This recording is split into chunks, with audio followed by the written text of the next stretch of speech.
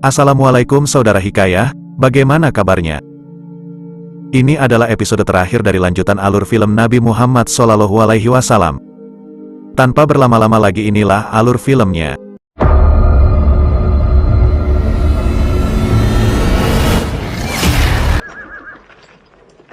Episode sebelumnya di Lembah Uhud, kedua pasukan telah berhadap-hadapan.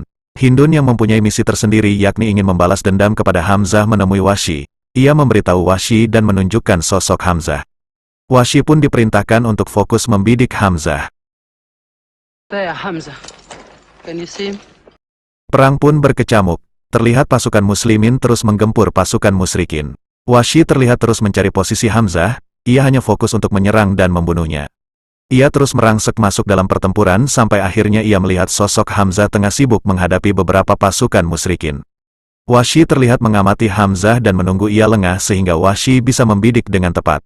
Setelah merasa ada kesempatan, akhirnya Wahsy melemparkan lembing atau tombaknya dan tepat mengenai perut Hamzah. Hamzah pun roboh, sementara Wahsy langsung melarikan diri karena misinya telah berhasil. Mengetahui Hamzah roboh karena terkena tombak, maka kaum muslimin berusaha mencari dan mengejar pembunuhnya. Sementara pasukan muslimin lain yang merasa marah dengan kejadian itu meningkatkan serangan mereka sampai-sampai pasukan musyrikin kewalahan dan berbalik mundur melarikan diri. Di tempat lain, para pemanah yang sebelumnya oleh Nabi ditempatkan untuk menjaga bukit mulai goyah saat melihat posisi pasukan musyrikin tertekan dan berlarian untuk mundur. Sebagian besar dari mereka akhirnya turun dari bukit untuk mengejar pasukan musyrikin yang mundur. Mereka merasa peperangan telah dimenangkan kaum muslimin, dan berharap mereka dapat rampasan perang dari hal tersebut tanpa menyadari jika Nabi pernah memerintahkan mereka untuk tetap di tempat apapun yang terjadi. Alhasil, pasukan berkuda kaum musyrikin yang sebelumnya dalam penjagaan para pemanah yang ada di bukit pun tidak terjaga. Khalid, ini dia sosoknya, ia melihat gerakan yang blunder dari pasukan pemanah kaum muslimin tersebut. Ia pun tak menyia-nyiakan kesempatan itu untuk memimpin pasukan berkudanya menerobos sekitar bukit yang minim penjagaan seraya memutarinya guna mengambil posisi di belakang pasukan kaum muslimin dan menyerang mereka dari belakang.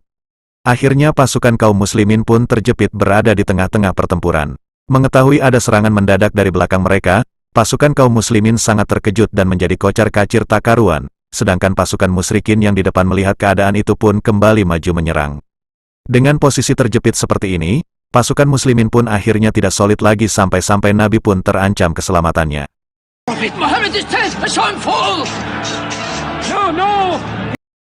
Perang pun berakhir, Nabi, para sahabat dan pasukan muslimin yang masih tersisa mengamankan diri dengan menaiki bukit.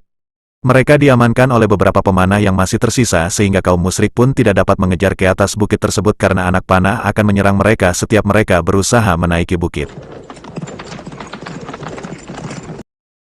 Hindun terlihat sangat senang. Ia mendekati jenazah Hamzah dan segera menunaikan sumpahnya. Ia dengan keji mencabik-cabik tubuh Hamzah yang telah tidak bernyawa itu, kemudian meminum darahnya dan memakan jantungnya.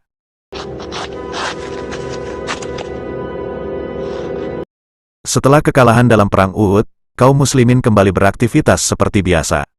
Banyak pelajaran yang Nabi sampaikan dari kekalahan itu, sehingga bukan menjadikan lemah iman mereka, justru iman mereka semakin kuat dan kokoh saja.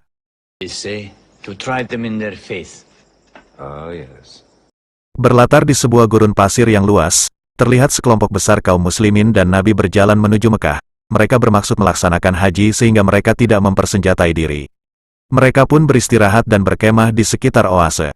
Sesaat kemudian, terlihat Khalid bin Walid dengan beberapa kaum musyrikin dari kejauhan terlihat mengamati.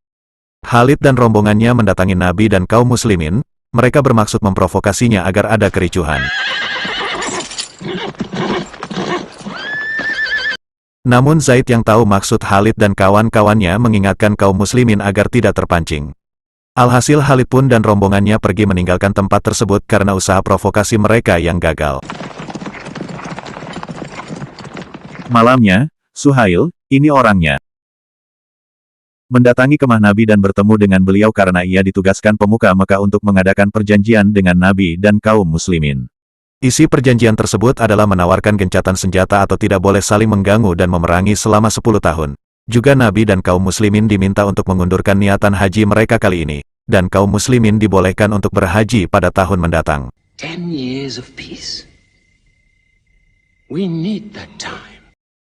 Singkat cerita, Nabi menerima perjanjian damai tersebut, sehingga dengan perjanjian itu Nabi dan kaum muslimin lebih berleluasa untuk menyebarkan dakwahnya.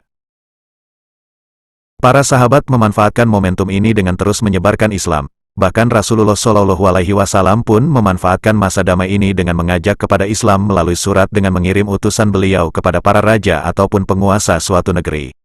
Nabi mengirim utusan ke Kaisar Romawi Heraklius, kepada Raja Najasyi dan juga ke Raja Persia. Suatu hari dua orang Mekah mendatangi kota Madinah. Ternyata itu adalah Khalid bin Walid dan Amr bin As.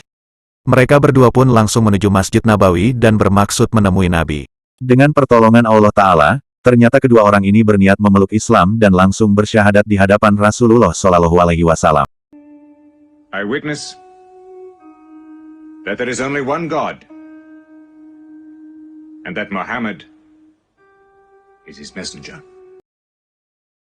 Ternyata selama masa gencatan senjata ini, satu persatu kaum musyrikin banyak yang memeluk Islam. Singkat cerita, masa damai ini telah berjalan selama 2 tahun dengan baik-baik saja sampai pada akhirnya.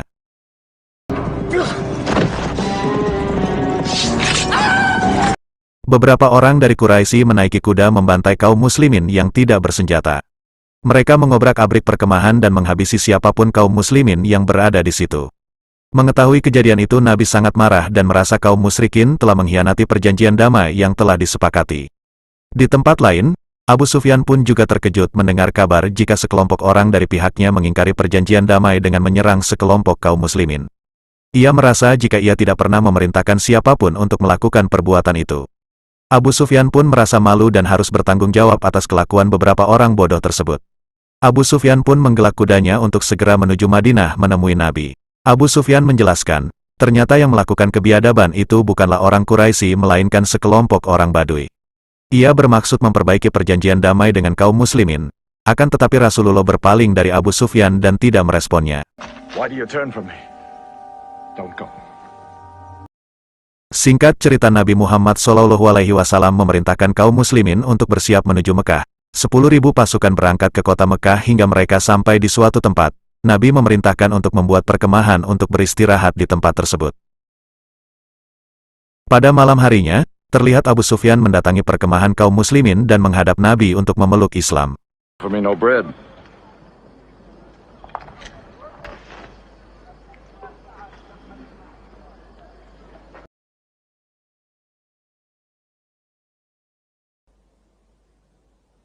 Under no compulsion, messenger of God. Now let me go. Nabi dan kaum muslimin akhirnya memasuki kota Mekah, tak ada perlawanan dan tak ada pertumpahan darah. Mekah akhirnya ditaklukkan dengan damai tanpa peperangan. Rasulullah Shallallahu Alaihi Wasallam kemudian menuju pintu Ka'bah dan memasukinya. Beliau mendekati berhala paling besar yang ada di situ dan kemudian berhala tersebut digulingkan dengan menggunakan tangan beliau sendiri.